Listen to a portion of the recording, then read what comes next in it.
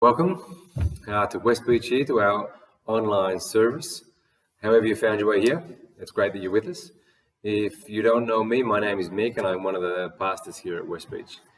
And for those of you who maybe missed out on last week, or this could be your first time in with us, you're going to find that we're jumping into our second week of our series in a book from the New Testament, which is known as First Thessalonians. Now, First Thessalonians is often seen as quite a positive letter, and it's written by the Apostle Paul. But I must say that after actually reading through the passage this week, I found myself quite moved and challenged, and not only as a Christian, as an individual, but as a pastor. And I say that because in today's passage, as you're soon going to see, it's actually made up of some words that are deeply intimate, deeply touching, and relational. And these words are written from not just Paul himself, it's primarily from Paul, but it's also from some other church leaders by the name of Silas and Timothy. And one of the many reasons, I say many reasons because there's more than one. One of the many reasons why I was challenged so much by the passage that I'm going to read out soon was partly because just before reading it, I'd recently read some comments made by some pretty influential church leaders around the world. And before I read out today's passage for all of us, I want to actually read out some of the things, some of those comments that these young influential church leaders had written or had said. And just to give you some context from where they said these things, it was from sort of seminars and some workshops and some big sort of gatherings of these sort of big mega churches. And they were speaking on things like leadership, speaking on things like vision and planting churches, those three things mainly. So that's just a bit of context about from where these things were said. Now, this is what the first guy said. He said, "Here's what I have learned. You cast your vision for your mission, and if people don't sign up, you move on. There are people that are going to die in the wilderness. That's just how it is. Too many guys waste too much time trying to move stick-necked, stubborn, obstinate people. I'm all about blessed subtraction. There's a pile of dead bodies behind our church bus, and by God's grace, it will be a mountain by the time we're done. You either get on the bus or you get run over by the bus. Those are the options, but the bus ain't going to stop. There are people who get in the way of the bus and they just get run over. We just fired 2 pastors yesterday. They're off the bus. They're under the bus. They're unemployed. And all of this will be the defining issue as to whether or not you succeed or fail." If that wasn't enough, how about this one? "My goal is to tick 12 or 14 people off every service, meaning annoy them. I'm young, I'm rough around the edges, I'm honest, and I'm hyped up on Monster energy drinks. I'm sure to offend you. And if that's what you want, I've got plenty of it coming. If you need the doctrines of grace to excite you, then you're in the wrong church. Let me get a phone book. There are about 720 churches in this city. I'm sure we can find one where you can stuff your face until you're so obese spiritually that you can't even move." End quote. Now, I'm the first to put my hand up and say, but I'm no perfect pastor. I'm far from it. I make mistakes all the time. And if it weren't for some of the wonderful and gifted and supportive people that I have around me constantly and alongside me, I shudder to think of some of the dumb and stupid things that I might have done or said. So please understand when I start talking about this that I'm not saying that I have all the answers to pastoral ministry, because I really, really don't, and that's no surprise and that's no secret. But after reading Paul's words to the church of Thessalonica, which I said I'm going to read to you in a minute, after reading that and then reading and hearing some of those words from some of these influential young church leaders, it just started to become so clear that some of us, as pastors, have really lost our way. And I would also add that these pastors who said these things, they have some really, really large followings and congregations, which I think only adds to the concern of the whole thing. Now, I finished that little rant, but I said it for a reason. So now I want us to take us back to today's passage. Now, Paul wrote these words, and I'm going to read it in a minute. Paul wrote these words to the Thessalonians because what had actually been happening was there were these large number of sort of individuals from outside of the church, from around the city of Thessalonica. And what they had done, they had started to accuse Paul of having these insincere motives in his ministry. They accused him of only wanting sort of to get praise and to be popular from the people. And not only desiring praise, but also desiring the money from their pockets. So with that in mind, just for a little bit of context, I want to read to you Paul's carefully chosen words to his beloved church in Thessalonica. This is what he said, and it's out of 1 Thessalonians chapter 2, verses 7 to 12. This is what he says. Just as a nursing mother cares for her children, so we cared for you. Because we loved you so much, we were delighted to share with you not only the gospel of God, but our lives as well. Surely you remember, brothers and sisters, our toil and hardship. We work night and day in order not to be a burden to anyone while we preach the gospel of God to you. You are witnesses, and so is God, of how holy, righteous, and blameless we were among you who believed.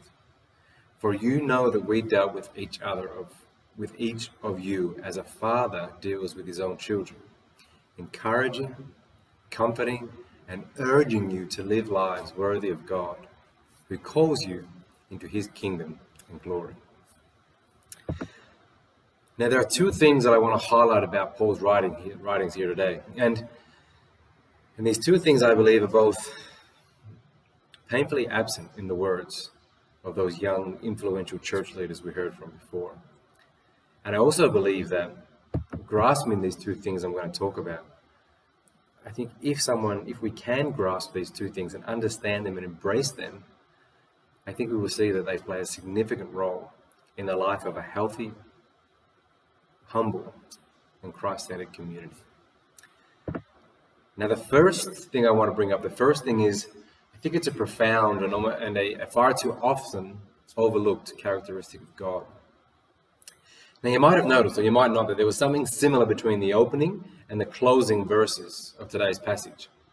Now, the first one was in verse 7. And it says this, it says, just as a nursing mother cares for her children, so we cared for you. And then the last verse, or the last sentence, from verses 11 and 12 says this, for you know that we dealt with each of you as a father deals with his own children, encouraging, comforting, and urging you to live lives worthy of God, who calls you into his kingdom and glory. Do you see the connection? Do you see something that was similar in those two verses?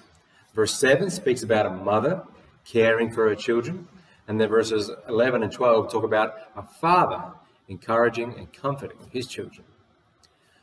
So what Paul has done here, he has bookended, he has sort of blocked in the rest of the passage with these two parental sort of metaphors, which talk about how Paul saw and felt about those in the Thessalonian church. So the question is, where did Paul get these metaphors from? Well, I think in many Christian denominations, the term father it's quite common practice.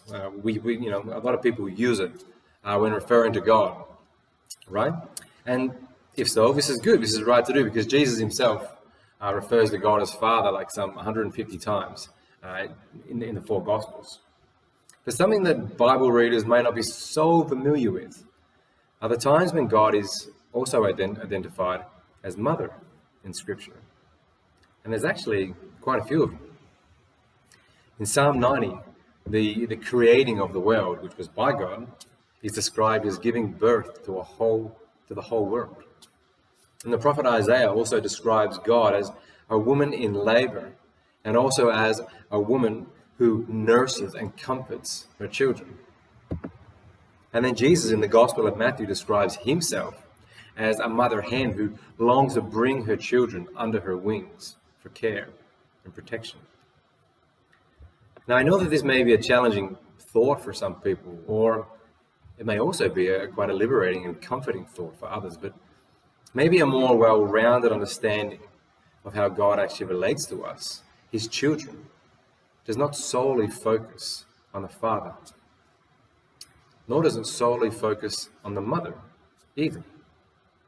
But the focus appears to be as a loving parent who offers protection, guidance, and care to their children.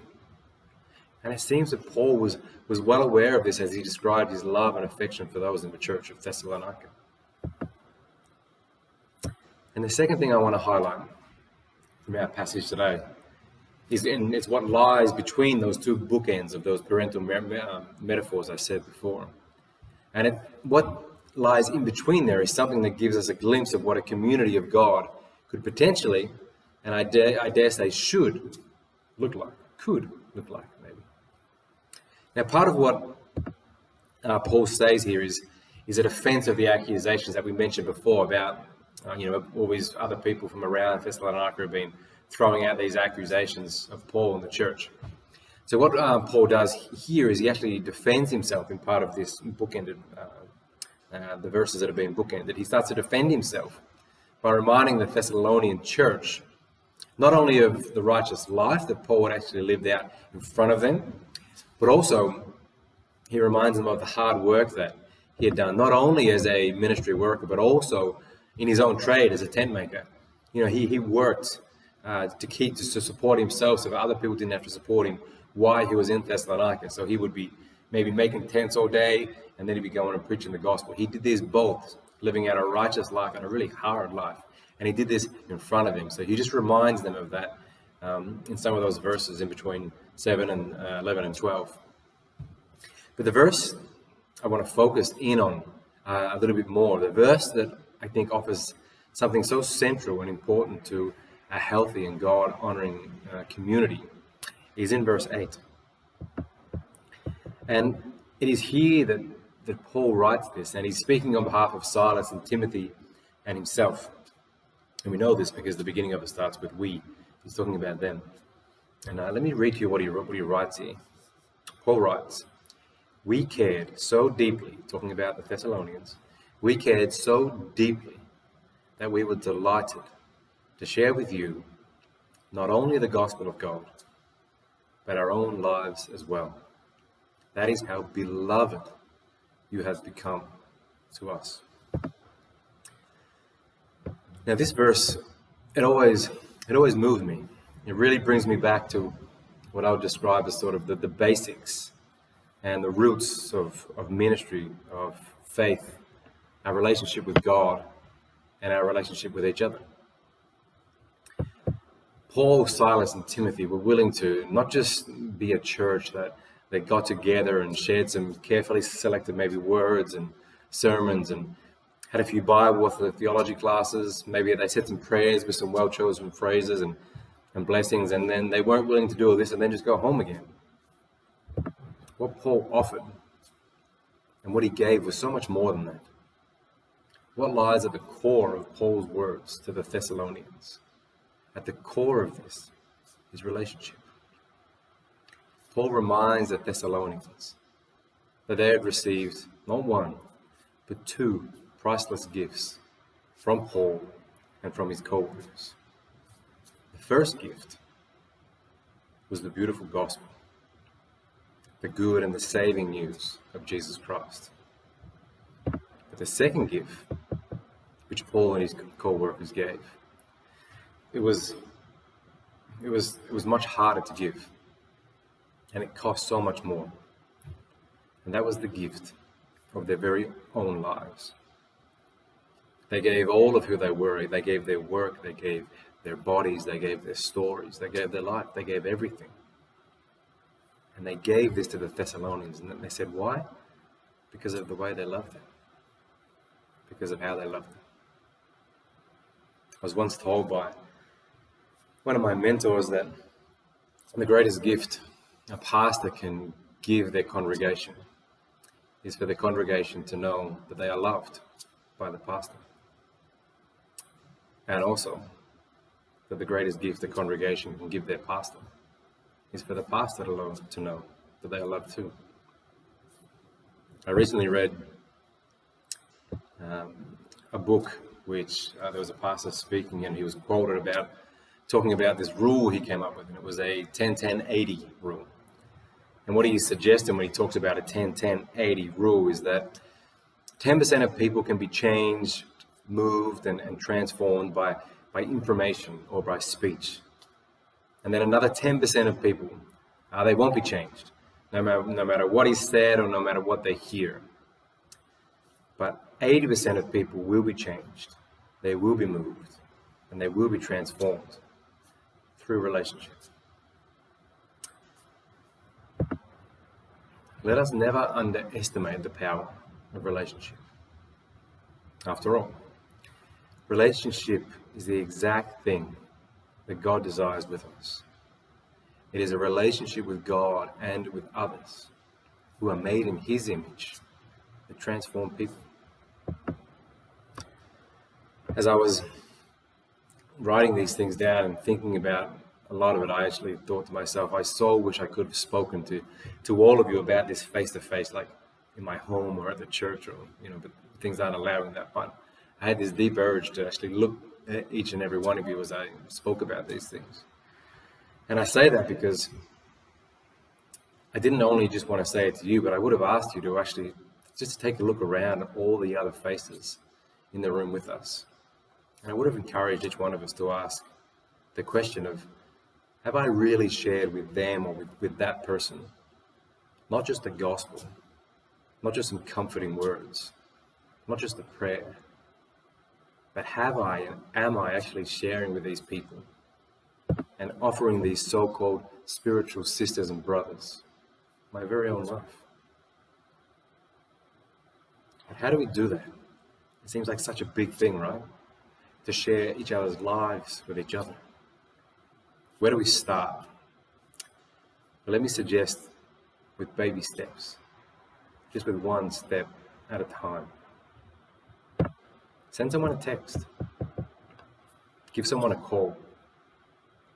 Invite someone into your home, into your small group. Ask to become a part of that group. Find someone among your community who you could have a regular coffee with, and maybe even read the Bible with. I would leave it just by saying, don't let busyness or tiredness or fear or bad habits or distorted priorities, don't let those things rob you of relationship. Relationship is life-giving. It's what God desires with us. And it's what He desires among us. And it is one of the things about the church in Thessalonica which moved Paul to write to them. Because we loved you so much, we were delighted to share with you not only the gospel of God, but our very own lives as well.